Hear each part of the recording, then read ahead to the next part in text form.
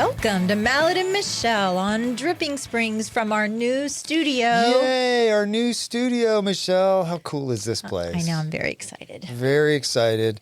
Brought to you by Capital Farm Credit, M. Elliott Studio, and the Mallett Integrity Team. Absolutely. And nobody was harmed in the decorating of this. No. I was very harmed.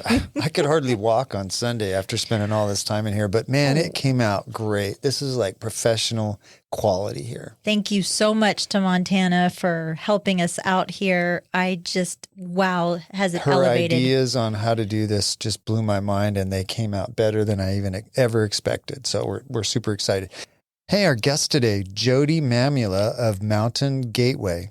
She is the public relations director of Mountain Gateway, and they are a missionary training academy. Right here in Dripping Springs. Who knew? I know. I didn't know that. Hey, I've got a story. The city of Dripping Springs, who we had just had the mayor on for the second time last week. We had 2 weeks ago. Really good response to that We podcast. did, yeah, Man, our numbers were up like crazy on that one. Yeah, that was very heavily listened to. But they just passed their budget. They actually passed it the day. Remember, Bill said he was heading over to a city council meeting. That was the day they voted on the budget. So they passed a $44.7 million city budget. I heard they lowered the school tax. They did lower the school tax. They lowered the school tax. So that's different than the city. Okay. So let me come back to the city, but I'll talk since you brought it up. Dripping Springs ISD dropped the tax rate by 14%. But they also said, guess what? Your tax bills are still going to go up, which is actually something the city said too, that they're keeping the valuation the same, but they expect everybody's taxes to go up because of the rising values, which don't get me started, but that makes no sense. It makes no sense, Michelle. Property values declined anywhere from 10 to 20% in the last year. What up is down is up. Yeah, we live in Dr. Seuss world nowadays. I don't understand how the county and all these taxing entities can keep saying, no, your values are going up. Your values are going up. So the city passed their budget. The new tax rate is 0.1718 per $100. Part of the budget is funding for Founders Day, $160,000. I could do it for $150. I bet you could. Yeah, and pocket the 10. $110,000 for Eclipse merchandise. Ooh. Yeah, which is kind of interesting. October or April?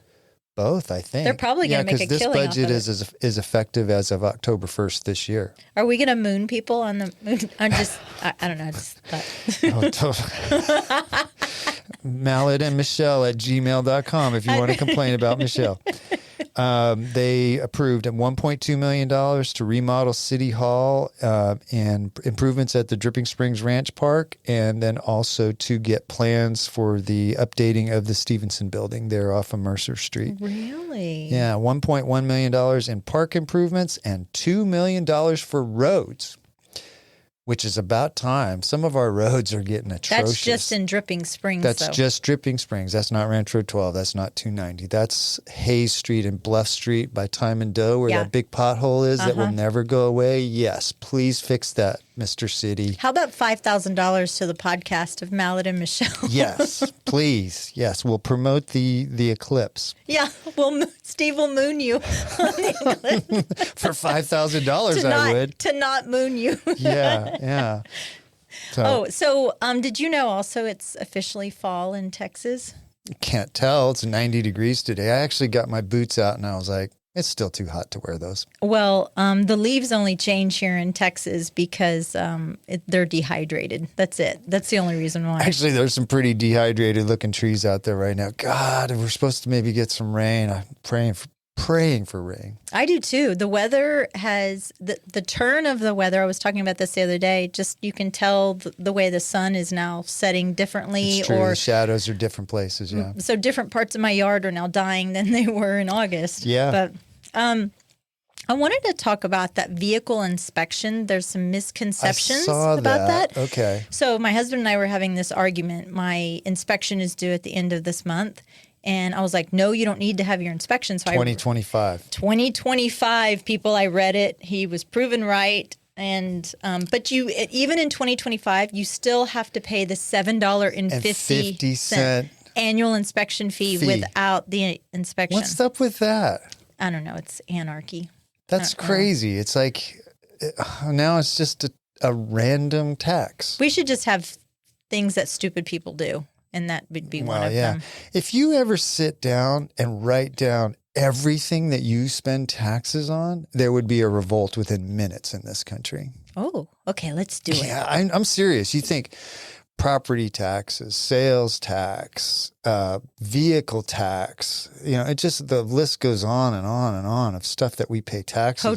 We just paid your hotel tax. Go fly somewhere. You pay a tax on that. There's a tax on your telephone, your cell phone bill, tax on your Spectrum bill. You pay taxes on freaking everything. You know what I saw? There was some, and I don't know if this was satire or not, but I saw something come across that said President Biden wants to do away with the fees that you pay on like Ticketmaster and SeatGeek and stuff like that. I mean, literally, we were looking at Dallas Cowboy tickets for Thanksgiving. Our family's going. We wanted to go until I realized it was going to cost me like $1,500 to go. But the fees to buy resale tickets were almost as much as the tickets were. Is that right? It was crazy. Yeah. But although I did discover you could buy general admission tickets and they're like $45, but I would probably pay $100 in fees. Well, and you'd still pay taxes on it. I know. I know. Hey, I saw this, turned 60 this year. I don't want to keep harping on that. I thought you were much older than that.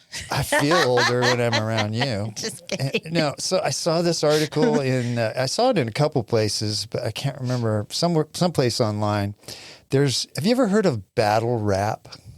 Yeah. Do you know what battle rap is? I mean, is that like you're rapping and you're like a dance off? It's sort of like a dance off, but it's two rappers. Yeah, I want to know what 60-year-old Steve Mallett knows about battle rap. Do tell Steve Mallett. I've got a whole story here. Name one rapper. First of all, do you know what rap stands for? No, I don't. And did you Google Rhythm and poetry is rap. Oh, interesting. I did not know that. See, I didn't know that Name either. one rapper. Eminem. Yeah, I love Eminem. I'm probably dating myself with this one. You love Eminem? I do. Okay. I love M&Ms. But so here's my story. So this Joy France, retired 66-year-old battle rapper, I found a couple of her excerpts from her rap battles, and they're so explicit that I couldn't really find a whole long clip. So I'm going to play one little clip, but it's very short because it's the cleanest one I could find. So here you go. I checked you out. And I thought the video was buffering, but no, it was you freezing and stuttering. You were mumbling.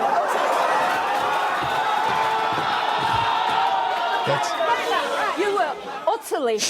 So the next word after that was not good. Well, I don't sound... She's no Biggie Smalls or Kanye, but she's actually winning some of these contests. So you think it's just because she's an anomaly? Like she's could be. She writes her own stuff, and this is one she wrote: "Gonna chop you up and burn you to cinders, and you won't see me coming because I'm an old fat nanny ninja."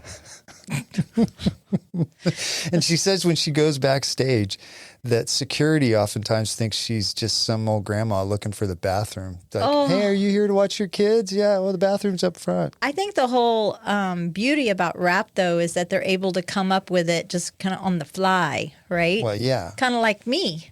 Yeah. You know? Well, that brings me to something else, Michelle. Great. What was this thing? You said you were going to talk about something that was going to make me laugh. I have a surprise for you. Oh, gosh. Well, before I get to that, so this Joy France, part of her whole, not shtick, but she says that a lot of women, what she tells people the reason she's doing it is that a lot of women in England, Scotland, they retire, and she said they've just become invisible in community, like nobody pays attention to them anymore. So she wants to stay relevant. Oh, okay. Isn't that interesting? Okay. Because that was part of the reason that we started the podcast. Oh, yeah, true. To stay relevant in the community. So to honor Joy France, I wrote some rap lyrics. Oh, Michelle. this is okay. This is our battle rap. You better be ready. Oh, Yo, Michelle, you stepped into the lion's den, but you ain't ready for the storm that I'm about to send. I'm the lyrical assassin with words I transcend. When this battle's done, you wish you could amend. So take a seat, Michelle, and watch my lyrical flight. I'll leave you in awe, spellbound by my might. In this rap battle, I claim my rightful height. I'm the champ, no doubt, the true rap dynamite. Come on, Michelle, what you got? AI wrote that.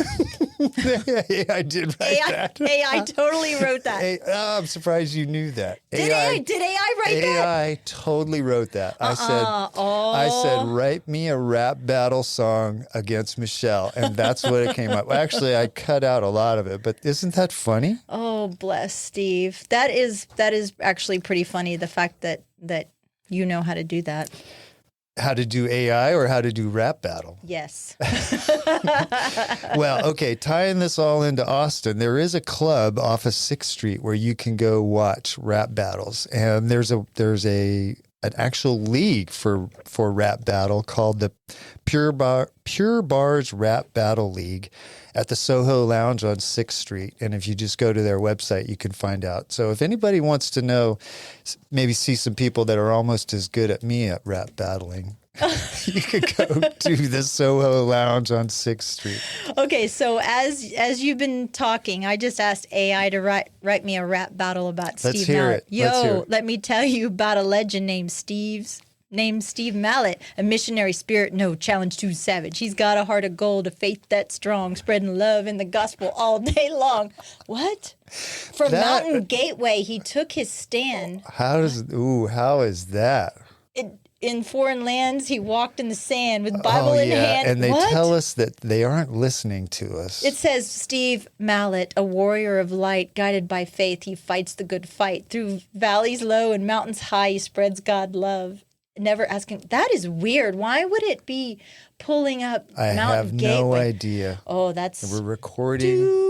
That's very I literally just did this right here. That is very... And you didn't put anything in there about Mountain Gateway? No, I just said, write me a rap battle about Steve Mallett. That's all I said. That is crazy. That's weird. Okay, so we're not a real estate podcast. No. Right? Okay, so... But we talk about it But we talk about it, yeah. Do you know where the old Toys R Us building is? Yes. It's like now Spirit Halloween, and Hobby Lobby used to be there. And what else is over there? There's a couple restaurants. Olive Garden. Chili's. My favorite little nail place, Diamond Nails, is over there. There's also a great Asian massage place over there. I didn't know that. Straight Music used to be across the street, right? So that whole thing is called Brody Oaks. There is a $1 billion redevelopment plan that is about to happen. Really? In there. $1 billion. That's some prime real estate. That's 360 in Lamar. Well, apparently it's going to rival the Domain up in North Austin. Really? Yes. They're going to scrap everything. Everything that is there now has to move out. So I think that's probably why, well, aside from the crime that center issue. is really run down now. Oh, big time. Hobby Lobby moved over to where the old Randall's is on William Cannon. What was it? Off 5th has moved. Sprouts is in there. I guess they'll move. We go to Pokey Joe's, which Pokey Joe's has been there a long time, and I think that's where they run their catering business out of. So I don't know where Pokey Joe's is moving to, but it's going to be interesting because, like I said, all businesses have to move out. But a former guest of ours had something to say about it. Bill Bunch. He was quoted as saying, "If we care about the climate, we'll be pushing folks to do more mid-rise developments." I guess there was some argument as usual. Mid-rise, like the Domain. I guess like the Domain. 8-story tall. About the environmental impact because you're right on the Barton Creek Greenbelt. Mm-hmm. But opposing, there was a lot of people. I guess he said Save Our Springs that was opposing redevelopment due to the impervious cover. How's that what he said? Impervious. Sorry. I had oral surgery last week, yes, so you have an excuse. Yeah, and the height of the buildings, which are going to be up to 275 feet, 25 stories. So this is what they're going to have. Well, they had, I guess, like a town hall meeting. The neighbors surrounding that almost unanimously supported it. So Save Our Springs couldn't support that aspect. Like I said, it's going to rival the Domain. It's going to have 1.26 million square feet of office space, 140,000 square feet of retail space, 1,700 residential units, a 200-room hotel, and so total, the complex has 36.7 accumulated acres, but 13.7 of that will be outdoor green space. So actually, it's going to be better use, and kind of what I was reading, the newer asphalts that they use. There is some asphalt. It's better. Mostly for parking that does allow some water to permeate. Yeah, I guess that's the word. Yeah. So this is all going to start. Phase 1 is going to start in 2025.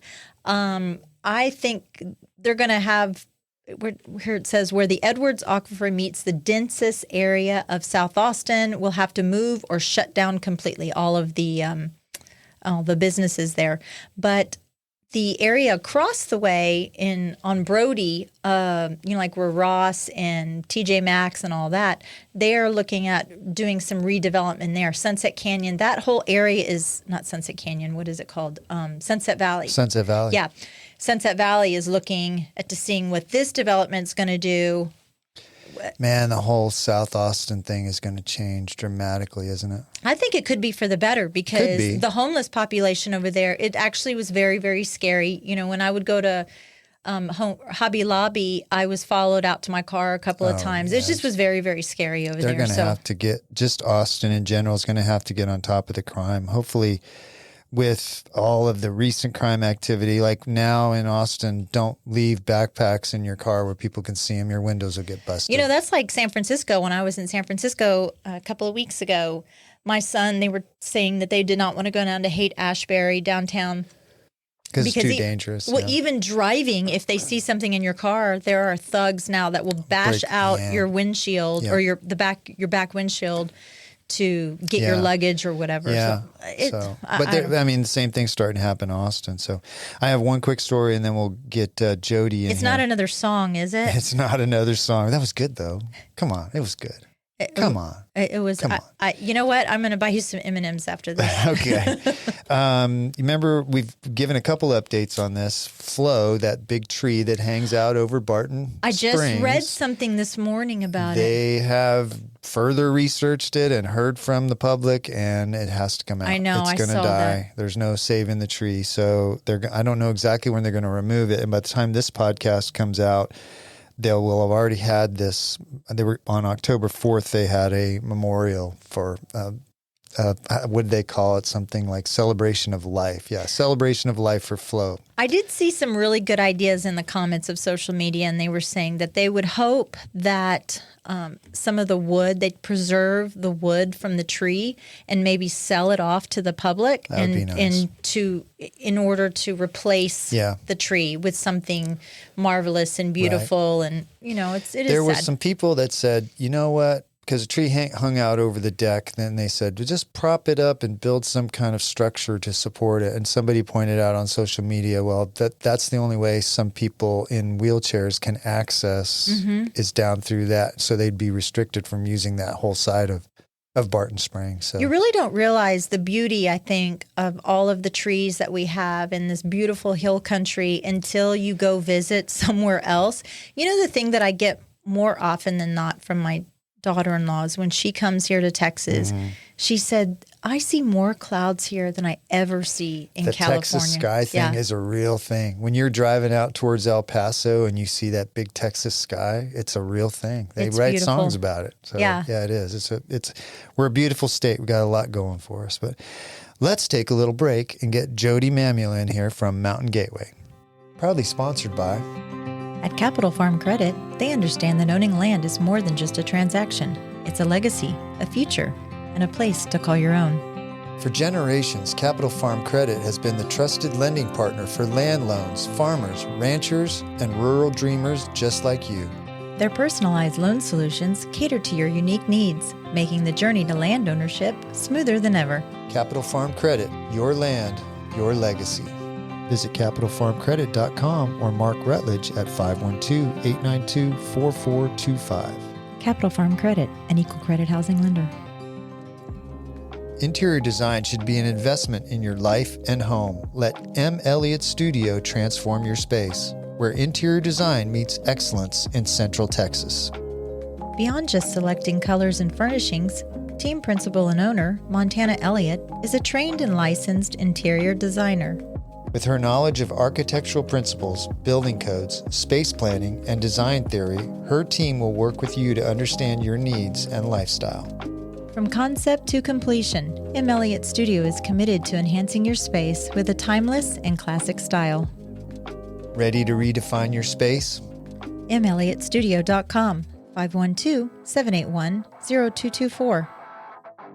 This portion of the show is brought to you by the Mallett Integrity Team of real estate professionals. They are based in Dripping Springs and bring you over 45 years of combined experience helping people reach their hill country real estate dreams. When you want the best in town, call them at 512-829-2062 or look them up at mallettintegrityteam.com. And now, here's Steve and Michelle. All right, we're back with Jodi Mamula from Mountain Gateway. Welcome to the show. Thank you. Did I say it Welcome, right? Jodi. You said it right. I said it right. You said it right. I've been saying it wrong for a week. It's okay. Most do. Yeah, it's a hard name, but welcome to our first episode in our new studio. I love it. It's beautiful. Oh, I like thank the you. teal. Yeah, courtesy of M. Elliott Studio and Michelle Lewis. Thank you. Don't tell her it looks nice. She'll get a big head. No, Montana did an amazing, she helped a lot. It's She came beautiful. up with the Yeah. design and we just kind of ran with it a little bit. Yeah. But So, Jodi, how'd you end up in Dripping Springs? Well, we moved to Dripping Springs from San Diego. I'm not from San Diego. It's Oh, it's okay. California. I'm It's not okay. I immediately said, I'm Okay. not from San Diego. Steve moved here from San Diego too, so he likes to give people heck. I but- do, but Well, yeah. my husband lived in San Diego, so that's about the only great thing that came out of that. But we moved here because my sister lives here, so that was a perk. Okay. But we were on a prayer walk, and I felt like I heard, "It is Austin."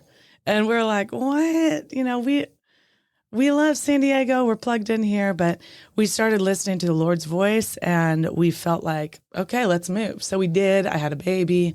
And then we did this whole thing called church shopping. That's pretty funny, where you go to like so Yeah. many churches. Oh, and, yeah. Like, let's go to 17 churches in 2 weeks. And we ended up loving a church in Dripping Springs. Okay. And what church so- is that? Life Austin. Oh, Life Austin. Okay, Yep. yeah. So we go to Life Dripping, and they have multiple campuses. But that's actually what brought us to Dripping. And then we've just fallen in love with the community down here. It's great. Yeah. It's great. I have a question about, you said coming from San Antonio and being San Diego and being on a prayer walk. How difficult was it from my perspective here? You know, we're kind of in the Bible Belt Can here. I stop you both? What's that? What's Is a prayer walk? Oh, that's good. That's really Oh, good. okay. Okay. So my husband and I are believers in Jesus. And so we would walk and just, okay, my main question almost every day is, what do you want me to know? And so I just walk and I listen. And sometimes I hear nothing. And other times it's like, you need peace today. And I'm like, yep, I sure do. You know, Don't we all? Jeez. you know, whatever. So it's just being open. And so I was on one of those walks and we're just going around a lake walking for a couple miles. And it's like, it is Austin. And it was this marking thing. I actually would love to tell this part of the story because it's a miracle of what happened next. Tell it. Okay. So I do that, you know, ask God for multiple confirmations. So I told God, you know, like God created the world, but I'm like, God, I need 3 confirmations that, you know, you said it is Austin. And so I am not making this up. We get home from that prayer walk and we lived in a condo. So, you know, everyone's mailboxes are right next to each other, and went to get the mail. And in the mailbox is a package in a clear wrapping addressed to me from no one. And it has 3 things in it. And it has a map of Texas. It has a little like Yellow Pages book. This is back, you know, in 2014. Had this Yellow Pages book where it was specifically for the like central region of Dallas to Houston to Austin. And then there was a 3rd piece of document in there that it was only Austin. I still have the documents. Only Austin and the neighborhoods. And so I asked all my neighbors, like, did you get this mailer? Like, is Texas trying to recruit people? Called my mom. Are you trying to recruit me to Texas? Wow. It was from no one. Oh, that's bizarre. Bizarre. So, I can only chalk that up to, okay, fine, that's some confirmations, and it looks like there's 3. So There's 3. That's funny. I counted That's funny. 3. See, I would have counted that as 1, but you're right. It's 3. yeah, so we figured out a date, and we're like, okay, let's move. But going back to San Diego and being on this prayer walk, I feel, being Texan in the Bible Belt, was it hard? I'm going to use that, my little air quotes, hard being a Christian in San Diego, hard being a Christian in California to kind of find your people. Sure. I think it is anywhere. Yeah. Even in the Bible Belt. I think it's, a lot of people, they like the community, they like the nice people, and some people, they don't even believe in Jesus, but they're going to church because they like the community. So I think you got to pay attention to what is my tribe. Out in California, there's a lot of like spiritualism and sort of new age. Yeah, that's New where I age-y. find like crystals Yeah, like- and horoscopes. One of my and just- favorite things was guys that would surf on Sunday morning and they'd say, yeah, my church is in the ocean. sure. or manifesting things, Yeah. and it's like, Yeah. And so, I think ultimately you just got to know, what do I believe? That at the end of my days, is there a heaven and is there a hell? And you just have to ask questions to come ultimately to your decision of what you're going to believe and walk out. How'd you get plugged in California, and as far as in San Diego, the area? Did you have a church This family is a great there? story. Good. I'm so glad you asked. Okay. So I lived in New York City. Oh, yeah. Okay. So, and I only moved to San Diego because I had met Rob. We fell in love and he lived there. So I was living in New York City because I was pursuing a, quote, Broadway career, singing, dancing, acting.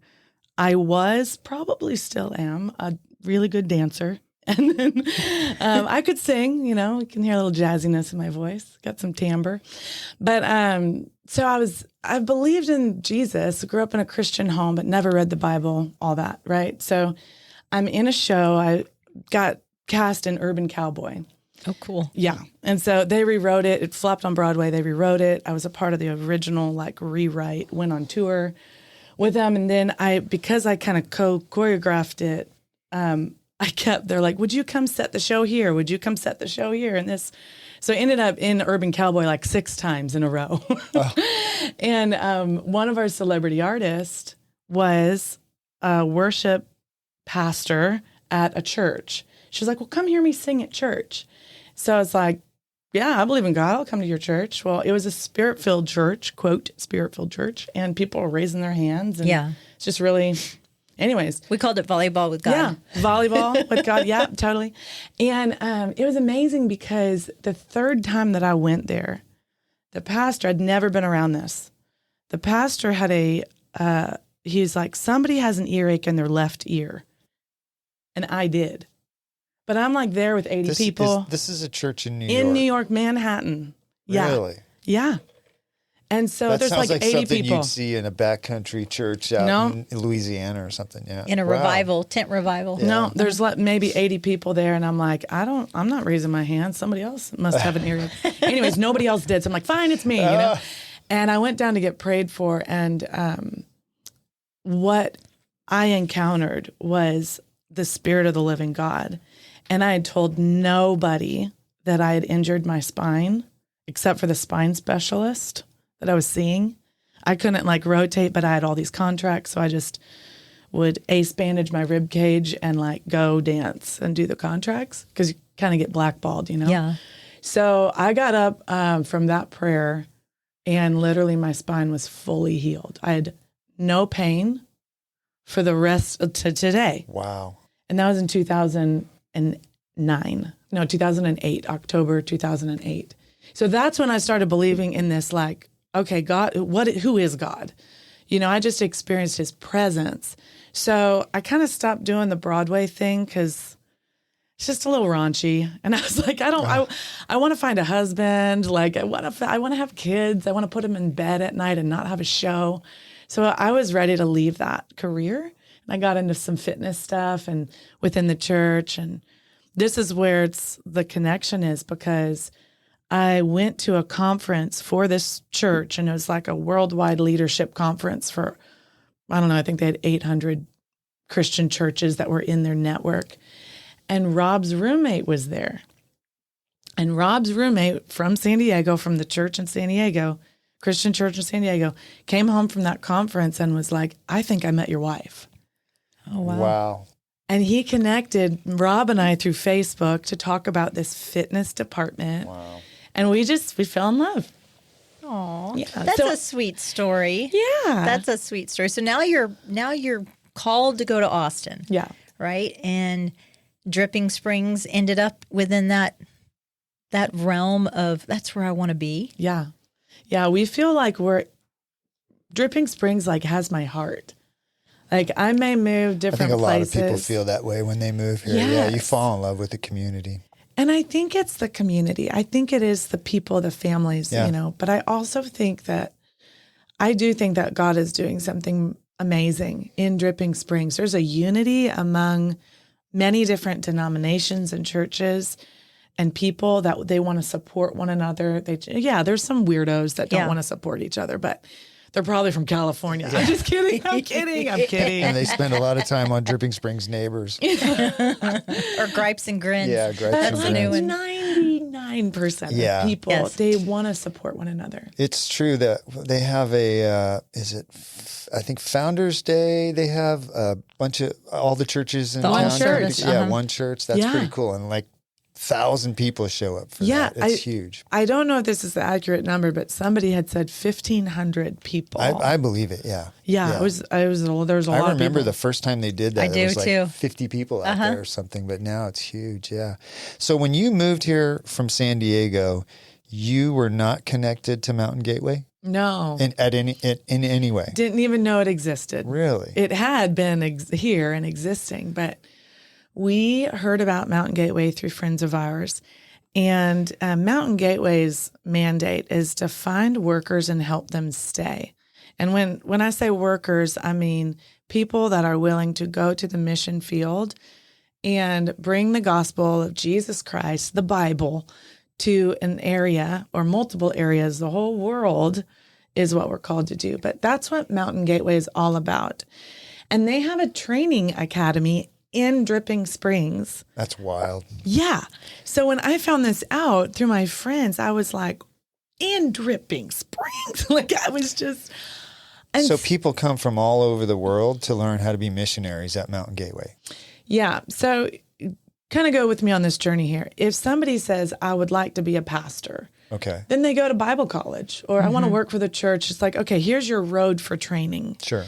But when somebody feels called to the mission field, it is a totally different kind of training. And so our founders, Britt and Audrey Hancock, they still are missionaries for 30 years.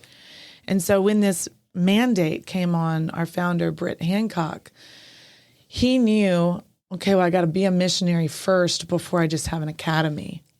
So for the past 12 years, we've had an academy where we only take 12 people at a time. Okay. It's an 11-month academy.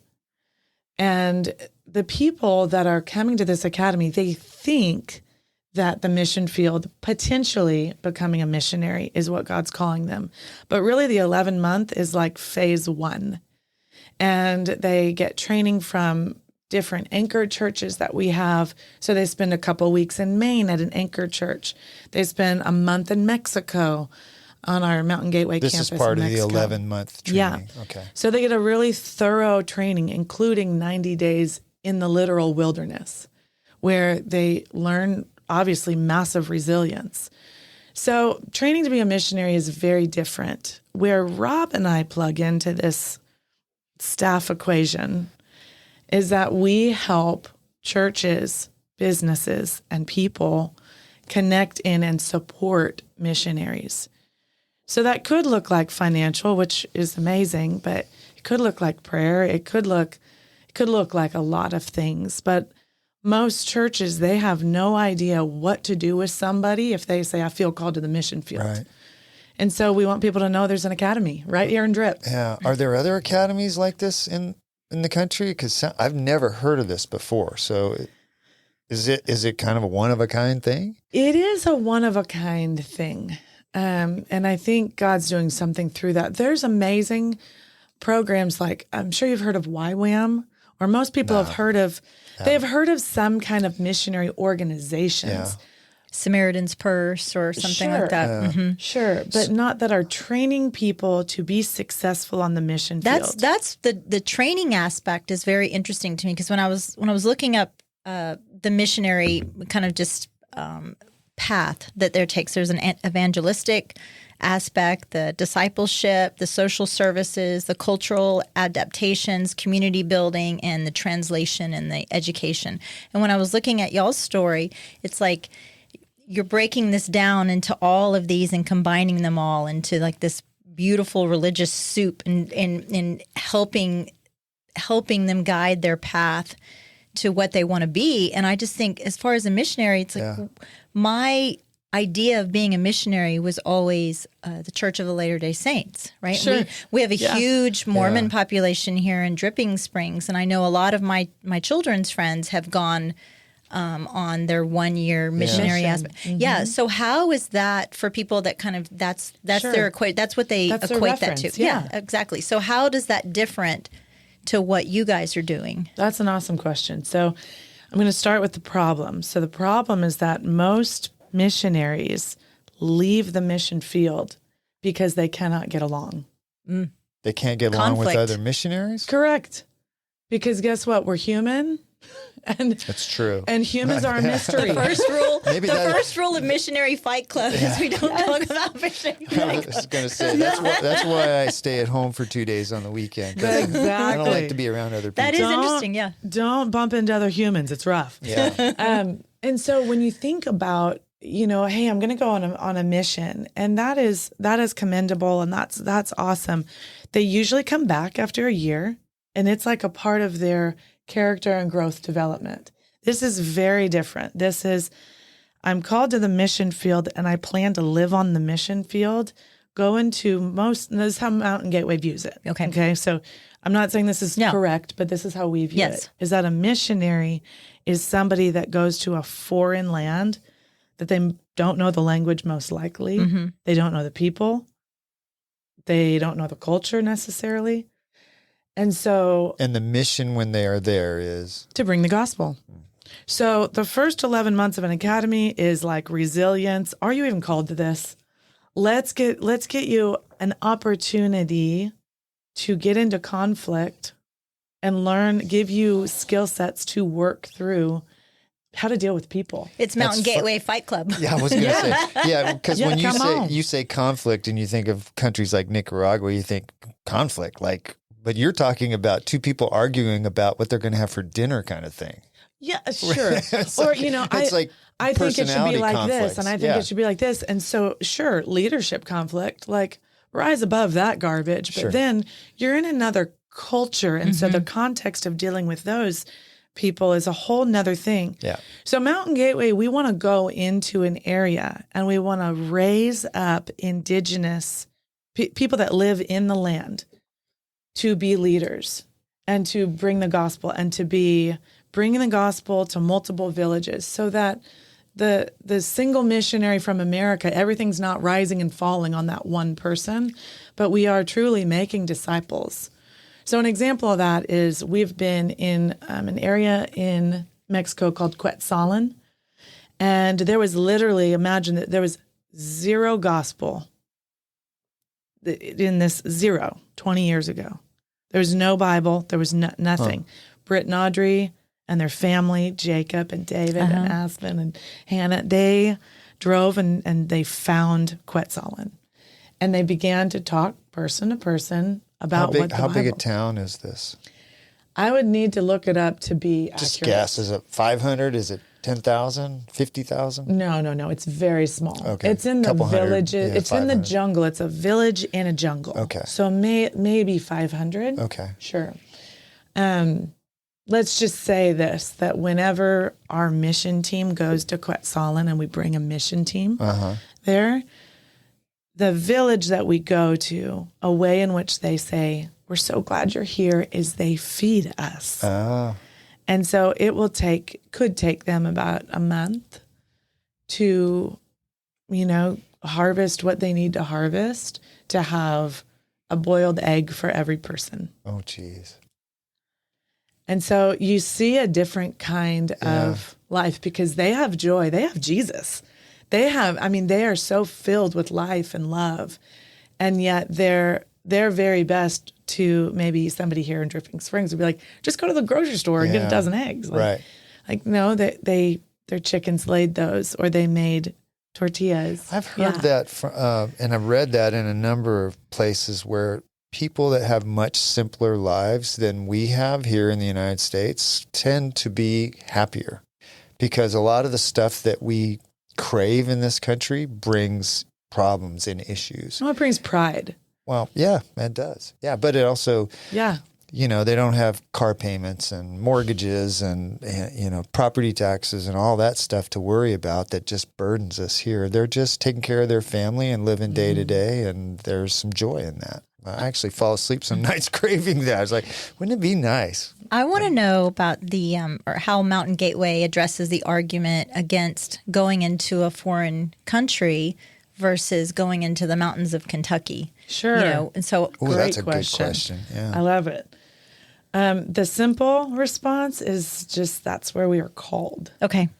And so I think people are called to the mountains of Kentucky. I think our backyard right here is absolute. I mean, I run into people every day that I'm like, I'm pretty sure I'm talking to a demon right now.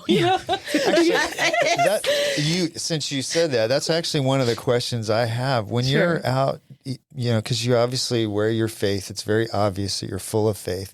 You run into people that are atheists, don't believe in God. How do you have because you don't want to just ignore those people. No. Yeah, just act like they're you not just there. go, devil, and you walk away. Yeah, usually I hiss and I just see how they respond. Yeah. But how do you have good quality conversations with those people? Yeah, I would love to be in more conversations with people like that.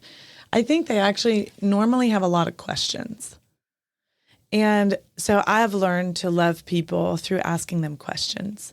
Because it's really like my personal come to Jesus was by his presence. And so it's a good conversation to go, what do you think? And why do you think that? Why do you think that? I feel, and I may have some people that will argue with me about this, but I feel like with some of the newer families that are moving here into Dripping Springs and have planted themselves here in Dripping, I really feel like there's a spiritual awakening that is kind of happening in this area that I just don't think a lot of people recognize. I'm starting to see more and more community-based families coming together. And it kind of actually brings tears to my eyes because when we first moved here to Dripping Springs, there was either you were old Drip or you were new Drip. And there was a great wall. Great divide. Seriously, I called it the Great 12 Divide. It was. If you lived on this side of 12, and it was very hard to acclimate into this community. And my children went to Riverbend for years and years, and so we started going to the Methodist church here just because we weren't Methodist. I grew up Baptist. I wanted my kids to kind of go to church, see the same kids that they saw on Sunday morning as they saw on Monday morning. Yeah. But it was still very, very hard. And I feel like, we had been members of Life Austin. We've actually had Brock Stamps on here on the podcast. Brock actually married one of my kids. And I just feel like with the presence of more and more of these churches that are kind of coming in here. Very relatable churches, too. Yes, Clay over at the First Baptist Church, love him. He also married one of my kids. I just think that I feel it. I don't know how else to describe it, but I feel like the spiritual awakening of these newer families where family is so important to them, but then to bring God into this and that's under attack these days. Absolutely. The more it's under attack, though, cherishing your family and wanting to have a quote unquote traditional lifestyle is actually under traditional attack. Roles and the morals. So, Jodi, who wants to be a missionary? Is there a common theme amongst the people? And do you recruit these people, or do they usually come to you? Yeah, that's a good question. To be a part of Great question. Mountain Gateway. Great question. Who is the missionary? It's like, I don't know. Anybody that wants to be, no, it's not anybody. Yeah. But I will say that in our current, we call it a cohort. Like when a group comes in for the 11 months, we call it a cohort. We have a grandma with grandkids that's late 50s. We had 2 single ladies in their 30s, 40s. We have 2 families. One has 4 kids under 8. Is there also Really? a weeding out process? Is there like criminal background checks and Yeah. things like that? So There you guys is do- a vetting. you There do is all an that before interview they're- process. Okay. Absolutely. Because some people, I'm just saying this because it's It's the way of the world. unfortunate. Yeah. But some people go into mission work because they're either not healed and they're like, okay, if I just go, well, no, you're bringing the gospel. I mean, you don't have to be perfect to go into the Right. mission field, Yeah. but why are you doing this? So that 11 months, we're helping them discover, is this where God wants you? So by the end of 11 months, Mountain Gateway actually needs to extend the invitation and they need to accept it to go on to phase 2, which is language school in Guatemala. What is your success rate? Language school in Guatemala. You Yeah. just glossed right over So that. it's no, like I want- 8-9 months of language school. Then you're on the mission field. So are they all learning Spanish there? Yeah. Okay. You can really build off of Spanish. Okay. But I think I know where Michelle's going with this. What's the success rate? Yeah. Well, truthfully, there's usually at least one that this is not what. So in phase 1, Yeah. at some point they go, you know what? This isn't really what I thought I was Yeah. called to do. Okay. Yeah. And that's actually really good. Oh, I think so. You know, Absolutely. I mean, that's the point of it. Now, everybody that goes through the academy, they raise support. Because that's what you do as a missionary is you raise support. You have some kind of funding from, we call them global impact partners. But that is something that they will do the rest of their life. So we help them. We literally equip them, train them with material it's called fully funded missionary. So when that training piece is from start to finish, that if at the end of that 11 months, they go through a commissioning, which we're actually coming up on in November. And most of those people, they go on to language school which is our mission track, or they go on to 2nd year serve. And then from there, they go to language school in Guatemala, and then they're placed with the missionaries on the field to kind of get the ropes that whole next year.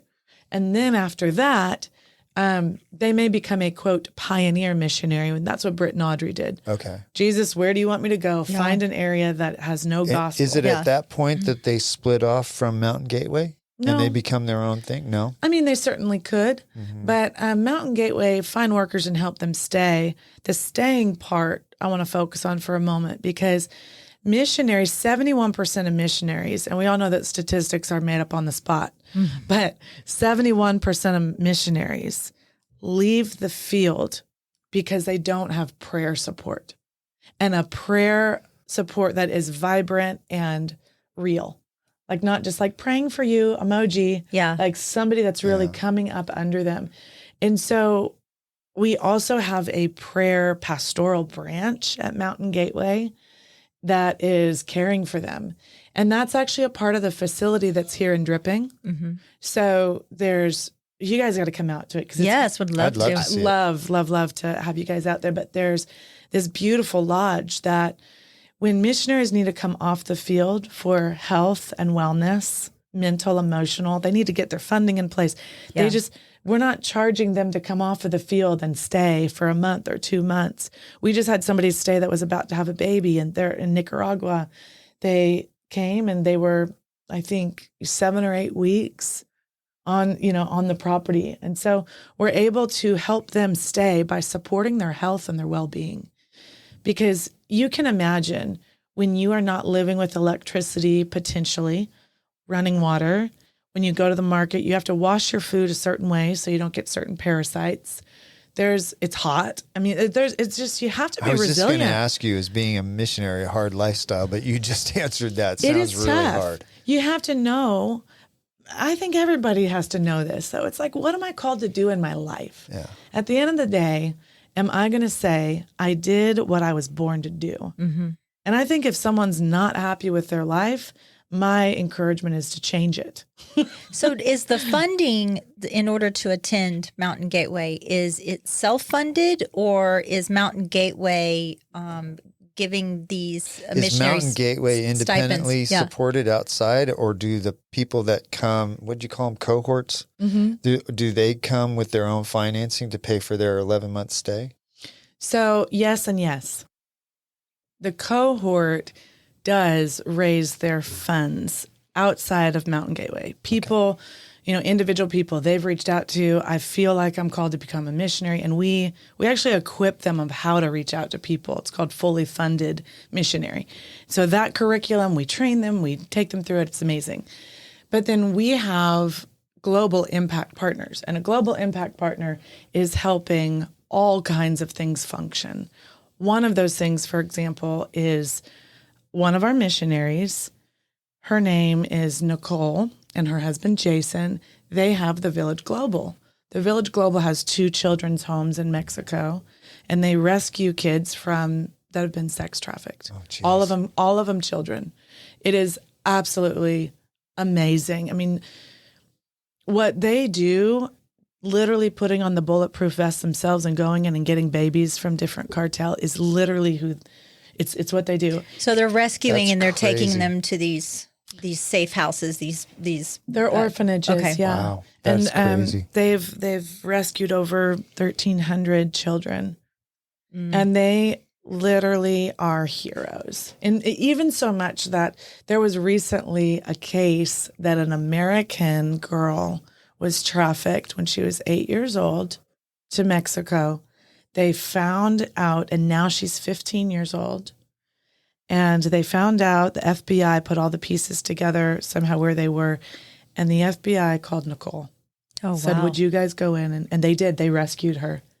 That's crazy. And so that takes funding. She has between the 2, orphanages, there's over 100 kids. And so feeding them every day, breakfast, lunch, dinner, sheets, all that. Then there's funding for all that's happening in Nicaragua. I sound like I speak Spanish. I'm learning. I'm in classes. But in Nicaragua, it's a much longer story and a single podcast just about what Nicaragua is happening. It's wild. Really? Yeah. So over the years, missionaries, Mountain Gateway missionaries have continued to build trust. After disaster relief, our coffee farm is in Nicaragua. We provide all kinds of work and a school. I mean, just all kinds of things. We've just loved the people there. For those that don't know, the listeners that don't know, Mountain Gateway is connected to Rootline Coffee that just The opened up new in front coffee of shop down on West 290 there by the middle school. Jodi brought us some rocket fuel Yes, for Michelle. yes. Sorry, in about an hour for you. Oh, God. Jodi, would you pray for me, please? Where's the prayer walk? He's going to find out what a prayer walk is really fast. Jodi, talk about the safety issues that some of these missionaries face, and what steps you guys take to keep them in safe environments. Great question. We have a whole team on Mountain Gateway that is risk mitigation, and it's a real thing. However, we've never had a problem because we have followed protocol. We've never had a personal threat. But that's also because we've not just followed protocol, but we've also had very specific training for our mission teams that Rob and I or another couple would take on a mission trip. Mm-hmm. We go through an orientation with the missionaries. We have a couple of Zooms, all in person. And we just take the measures to protect people on this side, but also help them understand what culture they're going into and what is kind of obnoxious, really loud Americans that are just screaming or just, I don't know. I mean, there's a lot to learn from being in different cultures. And so acclimating to that culture versus. We've learned to articulate it to the mission team to respect and honor and to continue to build trust with people. This is a little example, but if we're walking down the road, instead of I going on the right side and somebody else going on the left side, where it feels like we're a barricade, we all just go to the right side. Oh. Something so simple. Instead of assuming that I'm a female and I'm going to go through the door first, I let the indigenous person go in front of me. Something so simple that really are just courteous manners, probably.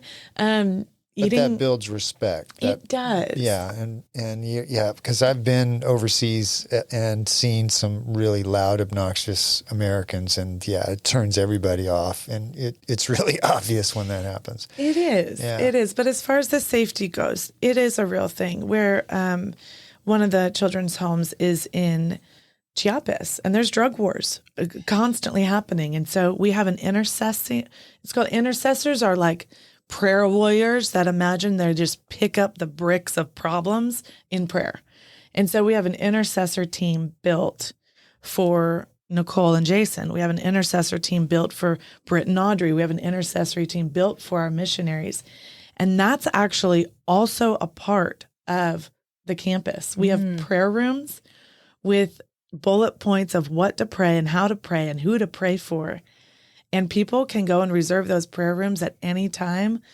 Mountain Gateway is not a church. We're here to serve all churches, all denominations. And so anybody could go into those prayer rooms to just get away, pray, whatever they want to pray. But then if they also want to pray for Mountain Gateway missionaries and different people and situations specifically. I have a question. I want to go back to something that I think I heard you correctly. Part of the training for these missionaries is it 90 days in the wilderness? Did you say heard that? it correctly. I did. I heard it correctly.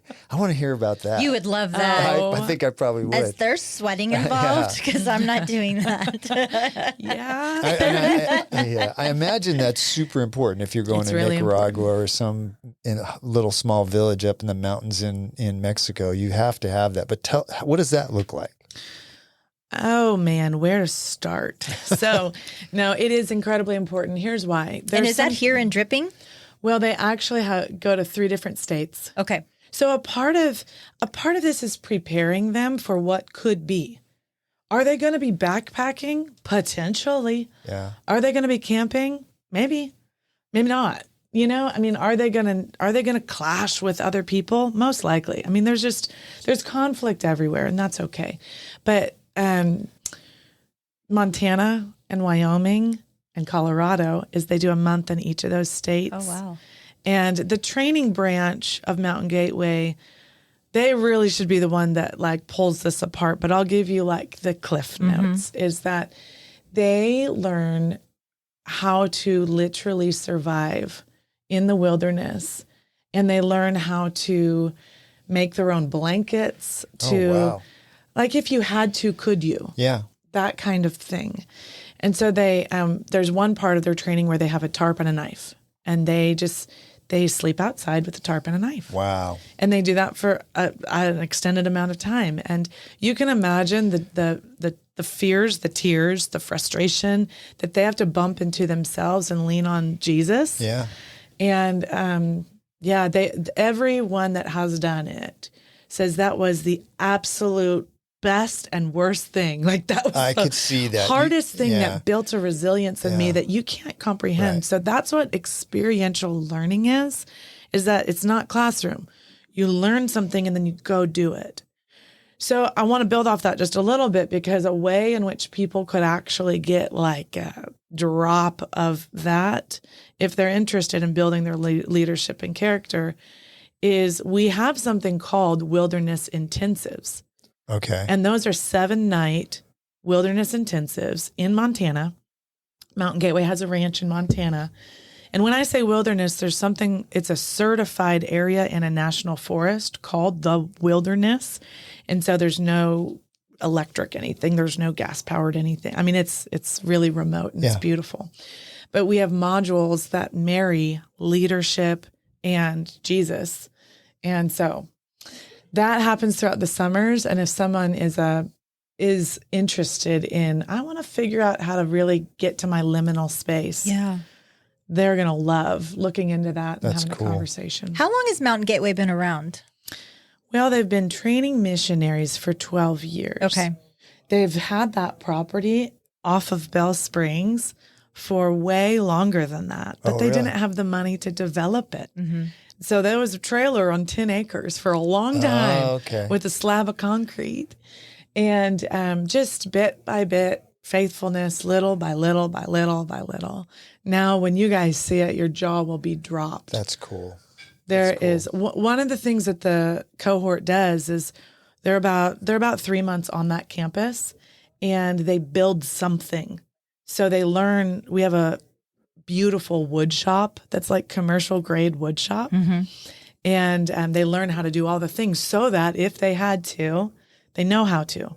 They know. So they built this legit house, like a prayer hut house, in 2.5 months when they were here. I mean, it's just incredible how they learn with their hands, because this process of learning with your hands and being patient develops your heart.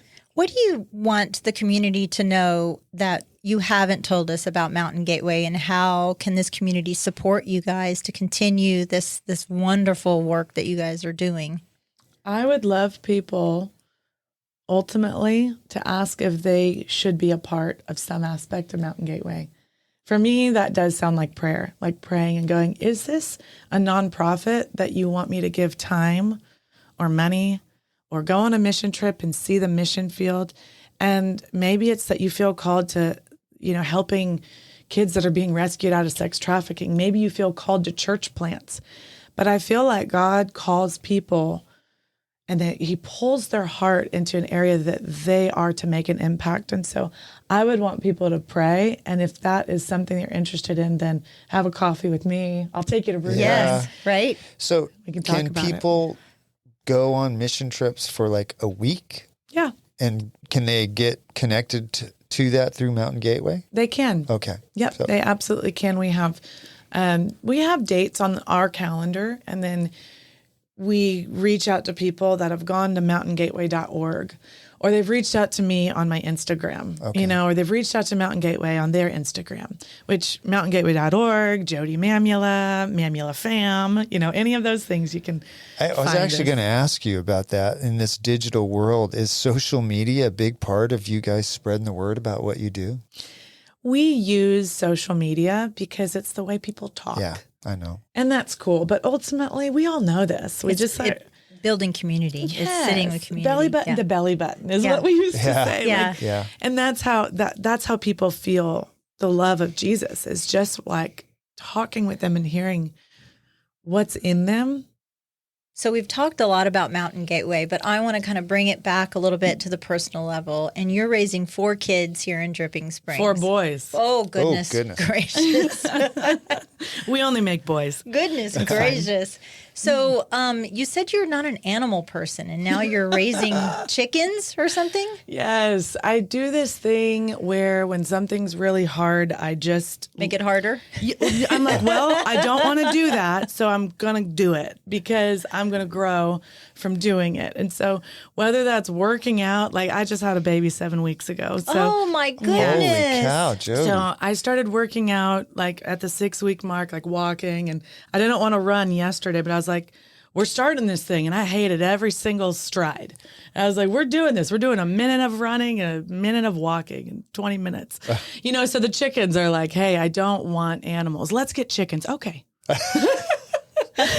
So yeah, we're How doing many it. chickens do you have? We have 6 and a rooster, but the rooster doesn't It Oh, doesn't that's do the good. thing. So I'm great with it. I told but this is just funny, right? Because I told my kids, we have 4 boys, 9, 7, 5. They're all about to have a birthday. 7 weeks. Yeah. And I was on birth control with that number 4. Oh. The control did not work. Yeah, well, So God is in control. God is in Yeah, control. you got to say that again. Yeah. So do you name your chickens? Oh, the boys named them. Oh, okay. Yeah, but they wanted them because they want a dog. And I said, well, take care of chickens for a year. And I just Yeah. said, like, we'll get chickens one day. Then I had a girl over at my Bible study, and she goes, I got to leave Bible study early because I'm selling a chicken coop. I have 10 of them. I'm selling, but I'm giving away 3, and I'm getting rid of 200 chickens. Oh, geez. So she goes, does anybody want chickens? And I literally, Spirit of the Lord was like, say yes. I was like, why am I raising my hand? Why am I raising my hand? So I got a coop, and I got 6 chickens and a rooster. I told her if I don't like them in a week, I'm returning them all. Oh my gosh. But the kids named them. They loved them. Are you getting eggs out of them? We have gotten 25 eggs in a week. Yeah. I figure we have 2 chickens and one of them lays an egg, and I figure that egg costs about $5 every time I get one, between the feed and the kale and all the sawdust and everything. But they're really good. $5. I got your chickens helmets. You did. We never were able to put them on. You them. can't? I need a picture That of a is chicken helmet. funny. Yeah, I think that's good. So I can't believe you have a newborn. Yeah. Oh, that's precious. And you were though. able to spend almost an hour with us. That's fantastic. She's going to take a nap here when we leave. Oh, no. Naps are for the birds. You just, Yeah, wait, this is my nap You know what I room. seriously say is I'm like, because he's not sleeping. He's actually the hardest one of all 4. But you know what I just say? I'm like, this is a part of the gig. You have a baby. Yeah. They're going to cry. And you just go, you know what? The season's so short. It is. It's over before you know You it. realize that we have adult children, and we do realize that for sure. It is a short season. And It's funny because everybody tells you that when they're little. And then when you look back, you're like, wow, it was even faster than I thought at the time. So, you just buy a good concealer. Yeah. I'll take your word for it. That's Steve. So, Jodi, tell us one last time how people can find out more about Mountain Gateway. Sure. Go to mountaingateway.org, or you can find them on Facebook. You can find them on Instagram, Mountain Gateway. If you're here in Drip and you go to Root Line Coffee, just know that you are supporting missionaries. That's great. So thank you for staying connected with everything that Mountain Gateway is doing and praying and all of that. We appreciate the support. And I really appreciate on a personal level you guys allowing me to be here. Well, I'm glad I got to meet fun. you for sure. And I look forward to like a continuing friendship with you. I see that you're just kind of my people. I like it. The tribe. This was really fun. And I'm glad that you spent some time with us. So thanks for coming in. You're welcome. Ready to turn your land dreams into reality? Look no further than Capital Farm Credit. Need a loan for your perfect piece of land? Capital Farm Credit is there for you. Their dedicated team will tailor a loan to fit your unique needs because your dreams are their priority. Capital Farm Credit, your land, your legacy. Visit capitalfarmcredit.com or Mark Rutledge at 512-892-4425. Capital Farm Credit. Together, we're better. Capital Farm Credit, an equal credit housing lender. Elevate your living experience with M. Elliott Studio, your trusted partner in interior design, registered and licensed by the state of Texas. You want your home to reflect your personal style and identity. Investing in a well-crafted design doesn't just beautify your home, it enriches your life. Team principal and owner, Montana Elliott, understands the profound impact of a thoughtfully designed space. From remodeling to full design, M. Elliott Studio is the first step to unlocking your style. Turn your aspirations into reality. Tailored to your taste and desires, M. Elliott Studio will work to create an environment that embraces your style with style. Your space, their expertise. melliotstudio.com 512-781-0224. This show has been brought to you in part by the real estate pros at the Mallett Integrity Team. When you're looking to buy or sell, you need them on your side. Why settle for less when you can have real estate done right? Give them a call at 512-829-2062 or get more info at mallettintegrityteam.com. You know you like us, so go now to Apple Podcast or Spotify and leave us a review. Why don't ya? We love your feedback and comments. Email us at mallettandmichelle@gmail.com. Thanks for putting up with us.